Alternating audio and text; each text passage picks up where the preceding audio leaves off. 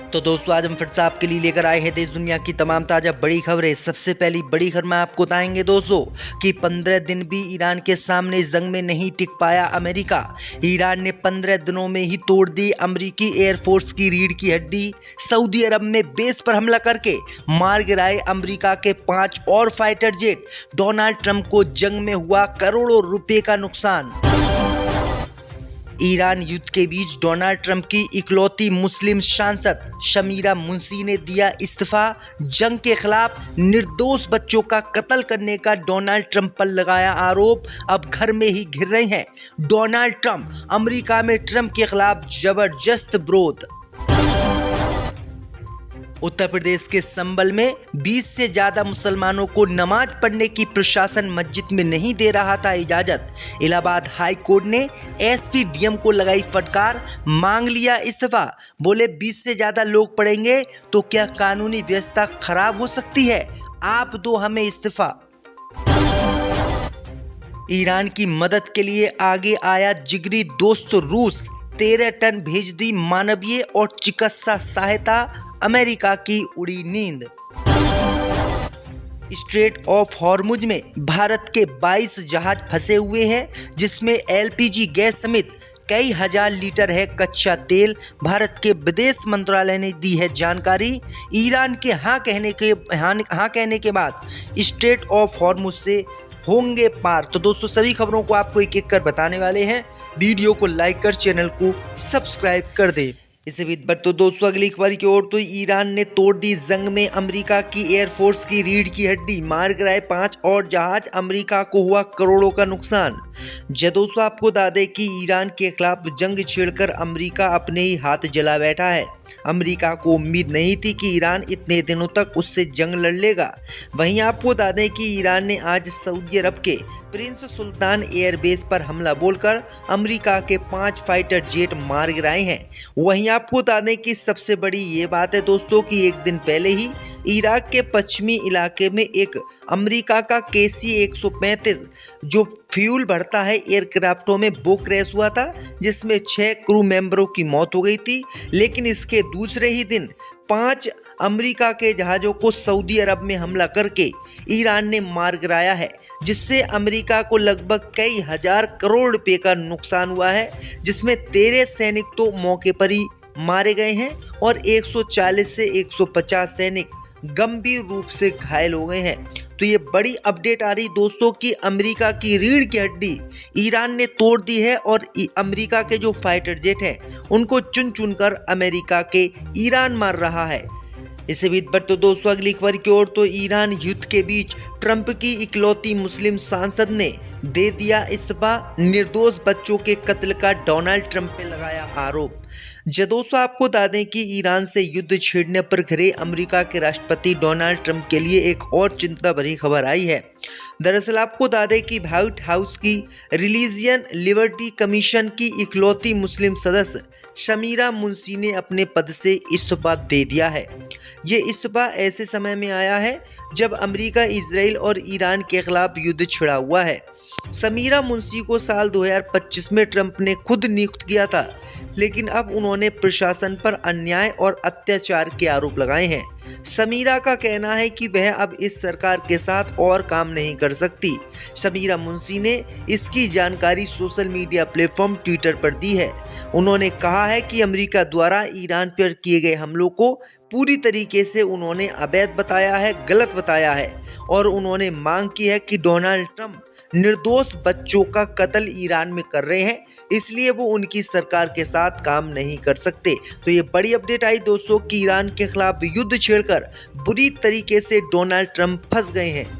इसी बीच पर तो दोस्तों अगली खबर की ओर तो संभल की मस्जिद में 20 से ज्यादा लोगों को नहीं पढ़ने दे रही थी पुलिस नमाज। इलाहाबाद हाई कोर्ट ने लगाई फटकार, डीएम एसपी से मांग लिया इस्तीफा। दोस्तों आपको बता दें कि उत्तर प्रदेश के संभल में कानूनी व्यवस्था बनाए रखने के नाम पर एक मस्जिद में 20 नमाजियों से ज्यादा नमाज पढ़ने की अनुमति उत्तर प्रदेश पुलिस नहीं दे रही थी। लेकिन ये मामला ईद से पहले ही इलाहाबाद हाई कोर्ट में पहुंच गया। इलाहाबाद हाई कोर्ट ने डीएम एसपी और जो पुलिस है संभल की उसको फटकार लगाई है और कहा है कि जब आप पर कानूनी व्यवस्था नमाज पढ़ने को लेकर संभल में नहीं बनाई जा रही है तो आप अपनी पोस्ट से इस्तीफा दे दो या फिर आप दूसरी जगह ट्रांसफ़र करा लो। दरअसल आपको बता दें कि ये मामला उत्तर प्रदेश का है। दरअसल आपको बता दें कि उत्तर प्रदेश के संभल में एक मस्जिद है जिसमें 20 से ज़्यादा लोगों के नमाज पढ़ने पर पुलिस ने रोक लगा रखी है। इस फैसले के खिलाफ मुनाजिर नाम के व्यक्ति कोर्ट चले गए। कोर्ट से उन्होंने कहा कि उन्हें रमजान के महीने में गाटा नंबर 291 पर जहां एक मस्जिद है नमाज अदा करने से पुलिस रोक रही है।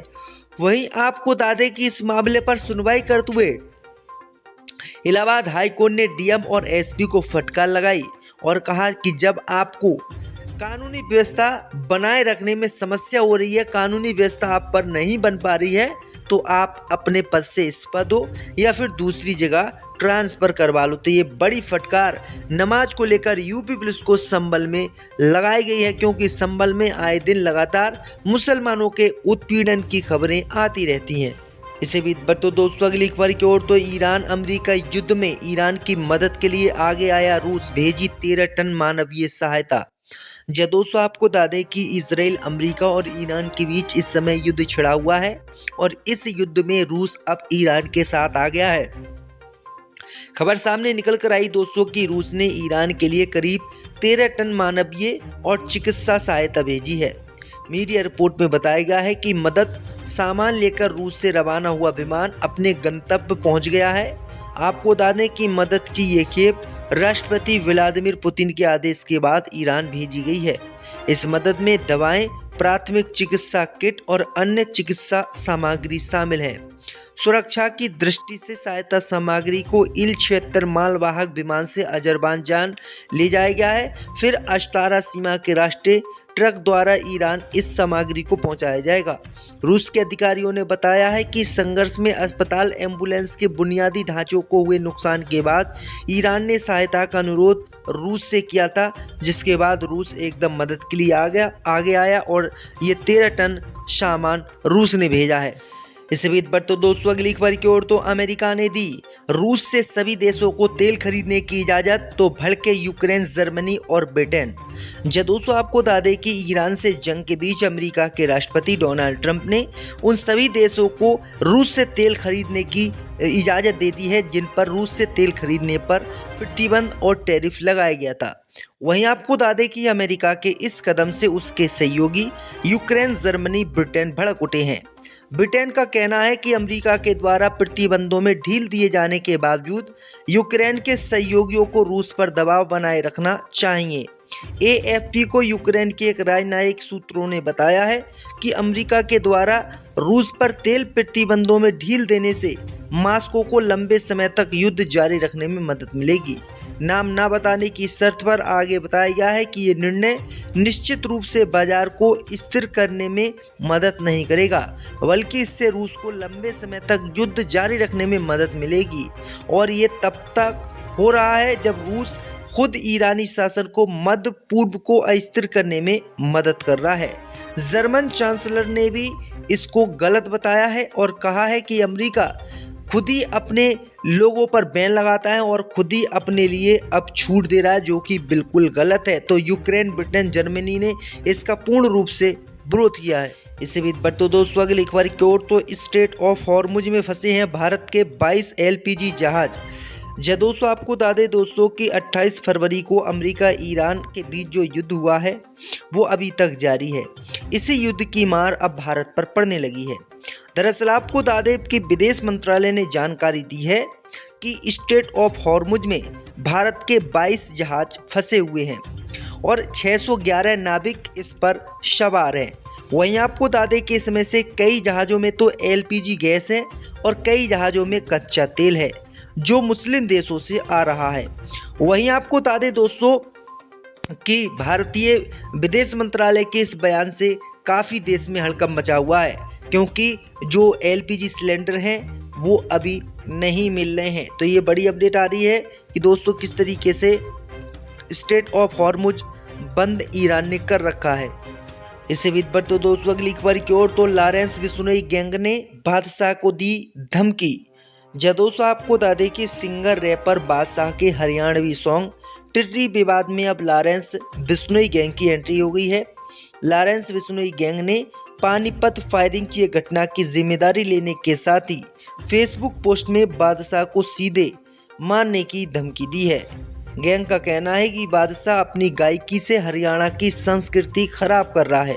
पानीपत में हुई एक फायरिंग मामले की जिम्मेदारी लेते हुए लॉरेंस बिश्नोई गैंग ने बादशाह के खिलाफ एक धमकी भरा नोट जारी किया है।